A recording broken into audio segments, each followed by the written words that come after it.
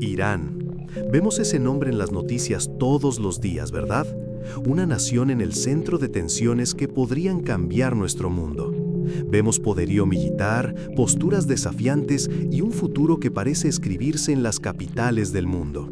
Pero, ¿y si te dijera que el verdadero plan para Irán no se está decidiendo hoy en reuniones políticas, sino que fue escrito hace más de 2500 años en la Biblia?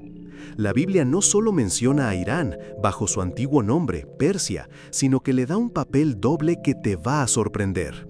Por un lado, fue un imperio que Dios usó para cumplir una de sus más grandes promesas de restauración a Israel.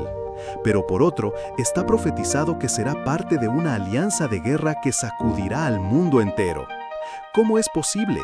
¿Cómo puede la misma nación ser un instrumento de Dios para salvar y, al mismo tiempo, un enemigo en una batalla futura? ¿Qué nos dice la Biblia sobre el Irán que vemos hoy?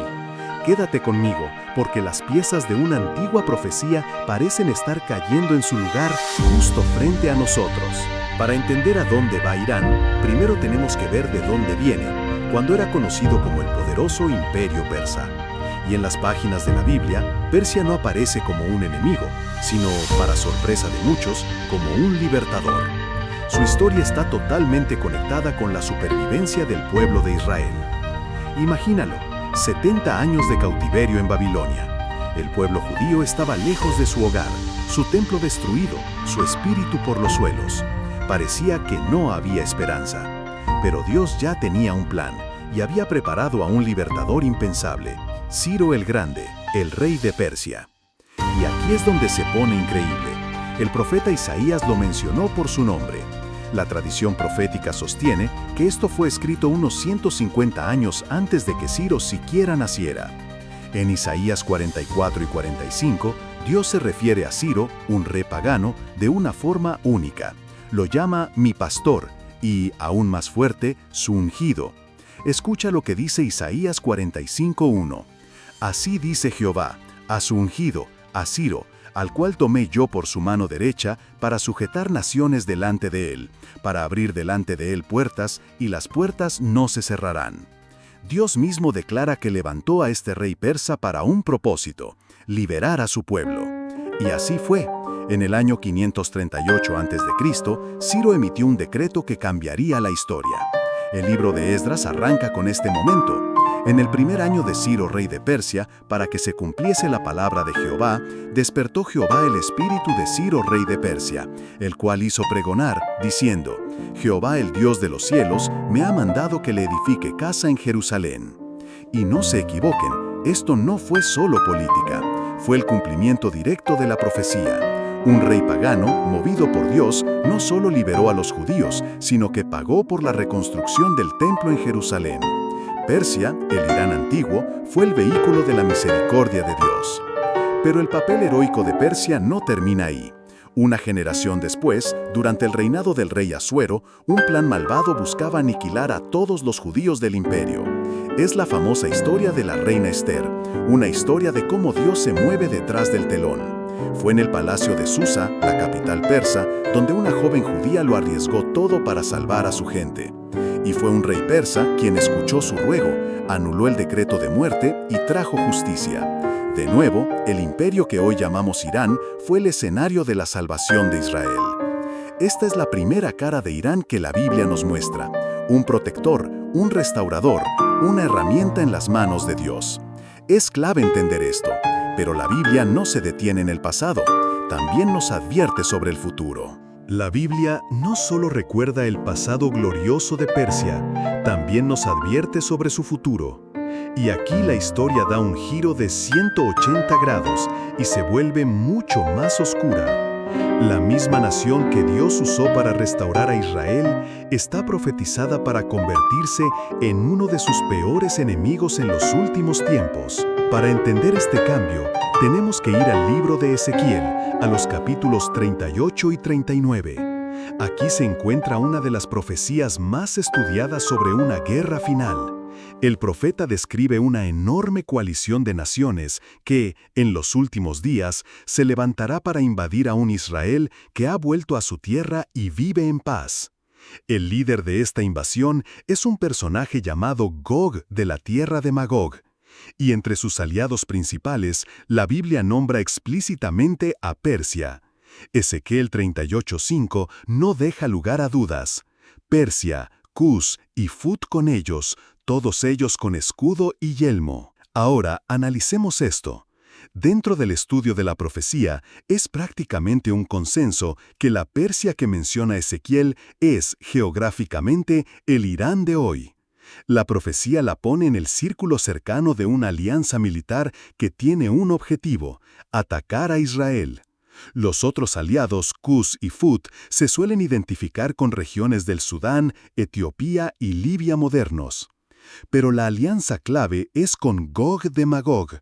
Por mucho tiempo, una de las interpretaciones más fuertes entre los teólogos ha sido que Magog se refiere a las regiones al norte del Mar Negro, lo que hoy nos apunta directamente hacia Rusia. Y es aquí donde la profecía bíblica y la geopolítica del siglo XXI se cruzan de forma escalofriante.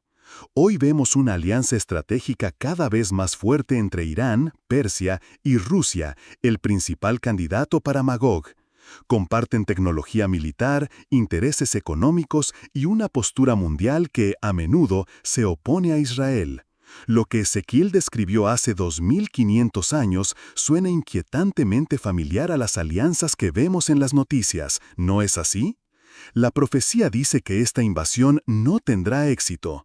Dios mismo intervendrá de forma sobrenatural para defender a Israel y destruir a los ejércitos invasores. El propósito, según el texto, es que las naciones sepan que yo soy Jehová. Así que esta es la segunda cara de Irán, un futuro agresor que se unirá a una coalición destinada al juicio.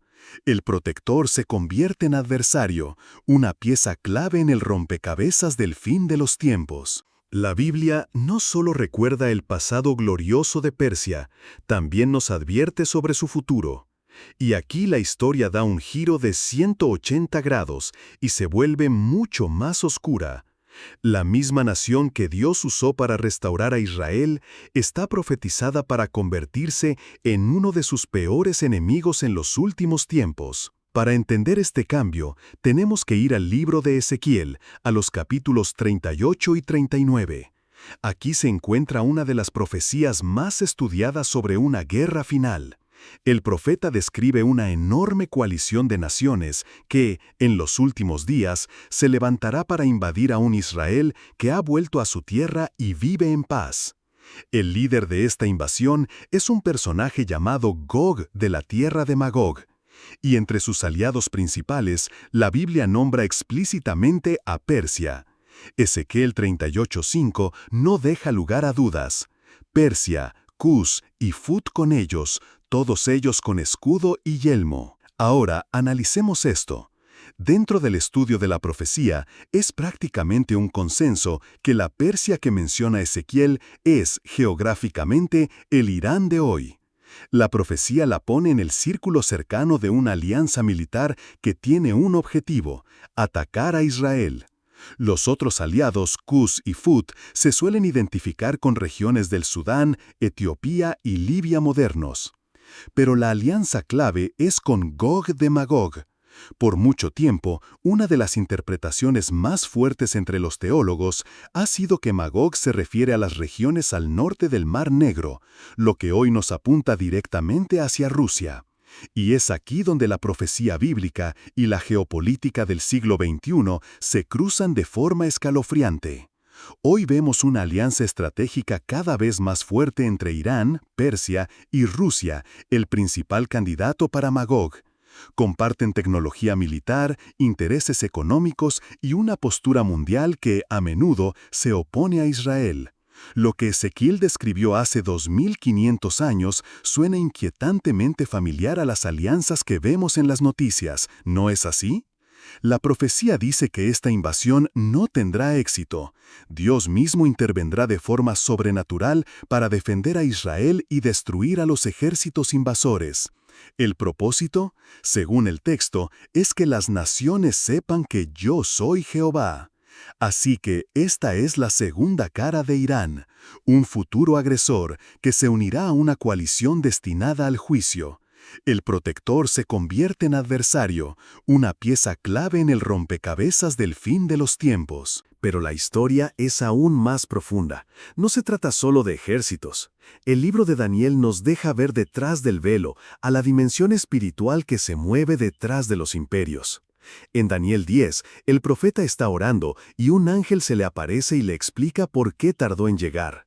Le dice: «El príncipe del reino de Persia se me opuso durante 21 días, pero he aquí Miguel, uno de los principales príncipes, vino para ayudarme». Daniel 10:13. Este príncipe de Persia no era un hombre, era un poder espiritual, una fuerza demoníaca asignada a esa nación para oponerse a los planes de Dios. Esto nos revela algo clave. Detrás de los gobiernos y las ideologías hay una batalla espiritual. La hostilidad que vemos hoy no es solo política, tiene raíces espirituales muy profundas. Sin embargo, en medio de profecías de guerra, Dios siempre siembra esperanza.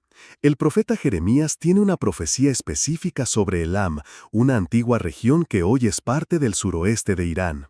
En Jeremías 49, Dios pronuncia un juicio contra Elam, pero la profecía termina con una promesa increíble en el versículo 39.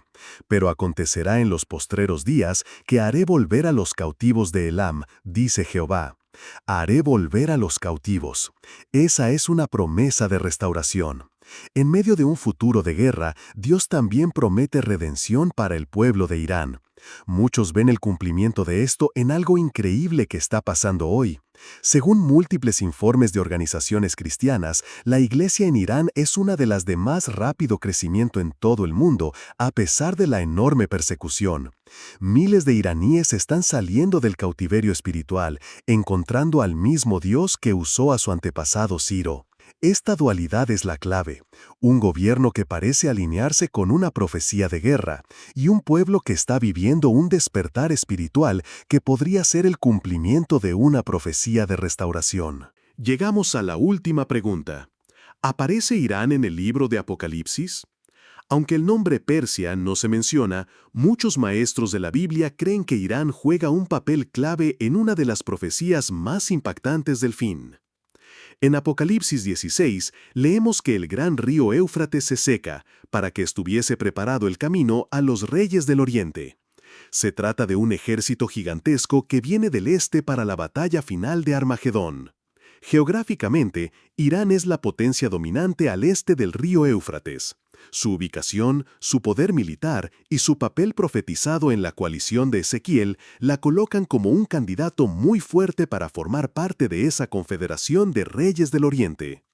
Aunque la profecía podría incluir a otras naciones, es difícil imaginar una gran alianza oriental marchando hacia Medio Oriente sin la participación del Irán moderno. Así, el viaje profético de Irán, que empieza en Ezequiel como adversario de Israel, parece continuar hasta el clímax de la historia en Apocalipsis. Entonces, ¿qué hacemos con todo esto? Hemos visto las dos caras de Irán en la Biblia, el protector histórico y el adversario profético. ¿Deberíamos tener miedo de las noticias o nos aferramos a una verdad más grande? El mensaje central de la profecía nunca es el miedo, sino la fe. Es un recordatorio de que la historia está en las manos de Dios. Ningún titular lo toma por sorpresa. Él usó a Ciro para sus planes y usará la alianza de Gog para sus propósitos. Todo para que el mundo sepa que Él es el único Dios.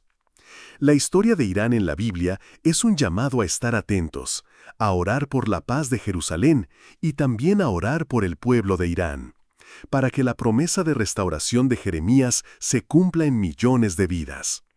Es un llamado a fortalecer nuestra fe, sabiendo que, aunque el mundo parezca un caos, el plan de Dios es perfecto y su victoria es segura. Si este viaje por las Escrituras te ha abierto los ojos y fortalecido tu fe, te invito a que te suscribas para más estudios como este. Comparte este video con alguien que necesite saber que la historia no es un accidente, sino un relato escrito por Dios. Me encantaría saber qué piensas. Si este mensaje resuena contigo, escribe "Confío en Dios" en los comentarios. para declarar juntos que nuestra esperanza no está en los titulares, sino en el Rey de Reyes y Señor de Señores. Gracias por acompañarme. Mantente alerta, conserva la fe y que la paz de Dios guarde tu corazón y tu mente.